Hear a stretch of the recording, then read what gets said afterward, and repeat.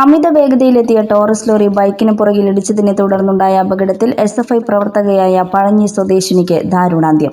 പഴഞ്ഞി ചെറുതുരുത്തി മണ്ടുമ്പാൽ വീട്ടിൽ അനിൽകുമാറിന്റെ മകൾ 18 വയസ്സുള്ള അപർണയാണ് മരിച്ചത്. ഇന്ന് രാവിലെ 11 മണിയോടെയാണ് അപകടം ഉണ്ടായത്. കുന്നംകുളം ഭാഗത്തു നിന്നും മരത്തങ്കോട് ഭാഗത്തേക്ക് പോവുകയായിരുന്ന ബൈക്കിൽ പുറകിൽ വന്നിരുന്ന ടോറസ് ലോറി ഇടിക്കുകയായിരുന്നു.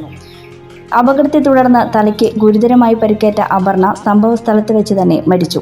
കുന്നംകുളം നന്മ ആംബുലൻസ് പ്രവർത്തകർ മൃതദേഹം കുന്നംകുളം താലൂക്ക് ആശുപത്രിയിൽ പ്രവേശിപ്പിച്ചു. കുന്നംകുളം പോലീസ് സ്ഥലത്തെത്തി മേൽനടപടികൾ സ്വീകരിച്ചു. പഴഞ്ഞി MD കോളേജിലെ 1ാം വർഷ വിദ്യാർത്ഥിനിയാണ് അപർണ. പന്തല്ലൂർ അൽ അമീൻ ഓഡിറ്റോറിയത്തിൽ വെച്ച് നടക്കുന്ന SFIയുടെ സമ്മേളനത്തിൽ പങ്കെടുക്കാൻ പോകുന്നതിനിടെയാണ് അപകടം ഉണ്ടായത്.